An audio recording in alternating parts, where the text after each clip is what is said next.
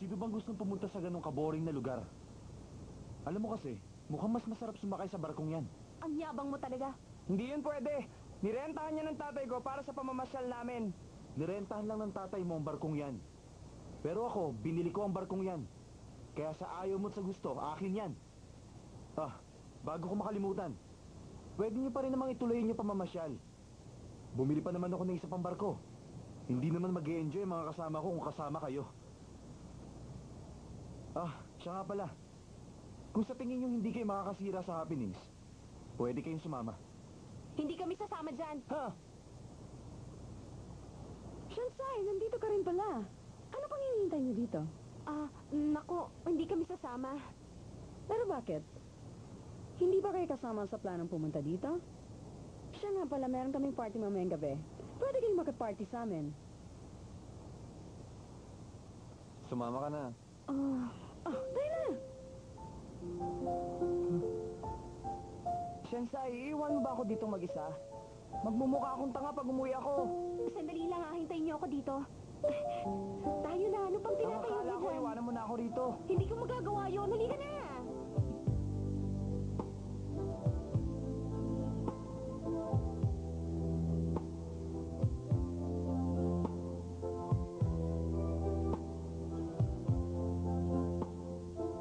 Malapit na siguro yun. Nasa bandang unahan pa yata. Teka. Heto, room 9001. Wow! Ang laki at ang ganda ng kwartong ito! Oo nga. Ang ganda nga at ang laki ng kwarto mo Titignan ko kung ganito rin kaganda ang kwarto ko. Bye! Sige, bye-bye.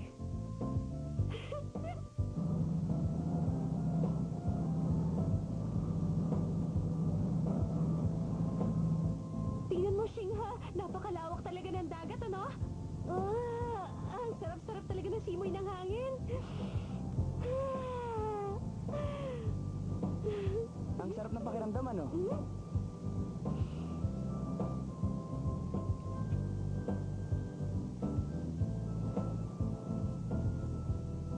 Mas maganda sa beach ang Hawaii, uminom at panoorin ng magagandang babae. May nagsabi dyan, dadalhin daw tayo sa isang lugar na mas maganda. Sana sinama kong girlfriend ko. Pareho pala tayo ng inaasahan. Lay, nakatulog ka ba? Makipag-inuman ka kay Damens eh. Ang pangit ang lugar na ito. Alam mo, sa tingin ko, dapat magkaayos na kayo.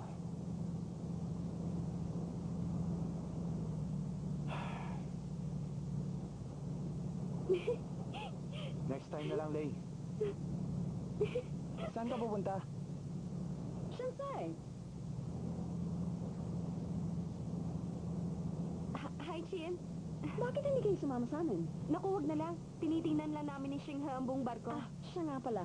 Huwag kayong mawawala sa party ngayong gabi, ha? Kayong dalawa? Pero wala akong damit na pang-party. Walang dala. Wala ka naman ganon. Tama yung sinabi. Huwag kang mag-alala. Marami ako. Pahiramin kita. Naku, wag na lang. Nakakahiya naman. Salamat na lang. Pag di kayo dumating, magtatampo ako sa inyong dalawa. Kasi, mamimingwit kami ni Shingha mamayang gabi, hindi ba? Ganun ba? Hello? Auntie.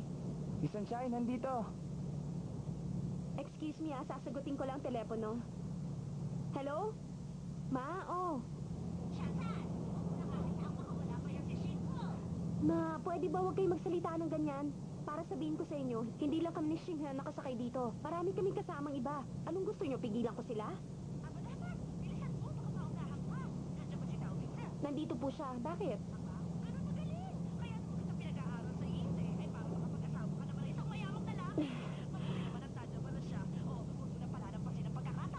Ma, pwede ba? Tigilan nyo na nga yan.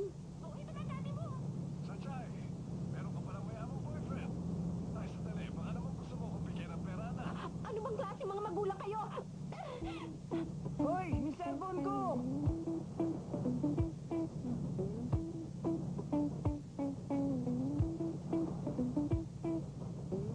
Okay yun Magaling.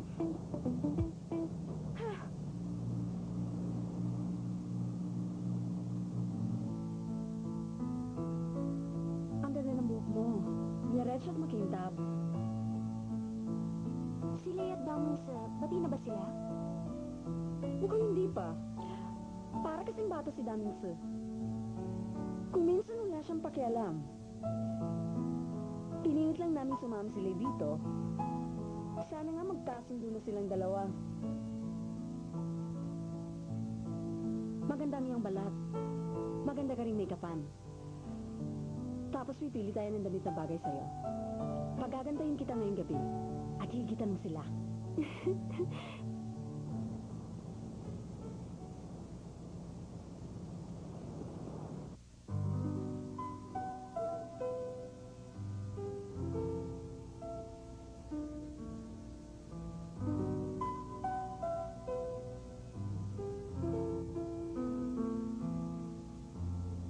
Uy, masarap to ah.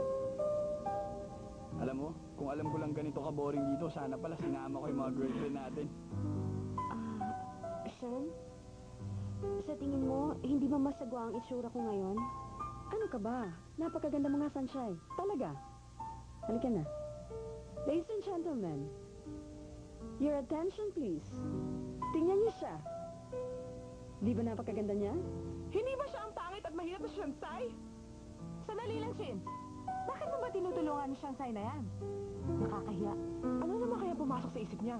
Maganda ka pala. Hindi ko akalaing maganda ka pag nabihisan. Halos lahat sila nakatingin sa akin. Para akong prinsesa sa isang fairy tale. Sensei? Napakaganda mo ngayon. Bagay sa suot mo. Salamat ah. Alright, everybody, let's party!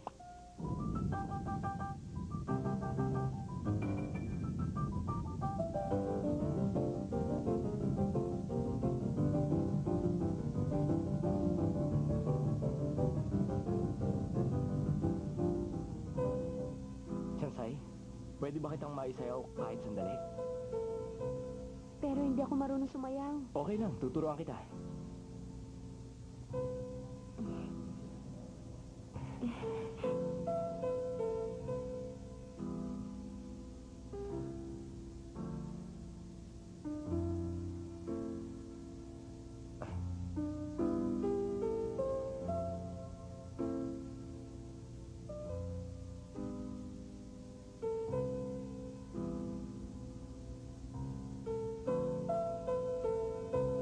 Salamat. Sensei, pwede bang... pwede bang may sayo kitang... Sensei, pwede bang...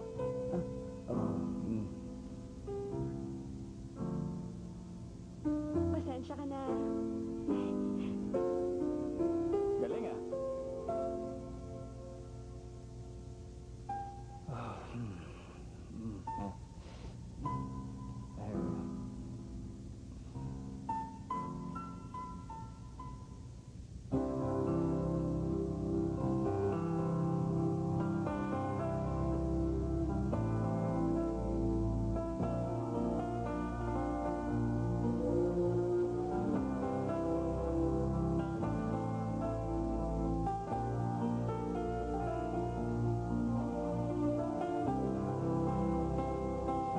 Isang gabing pangarap.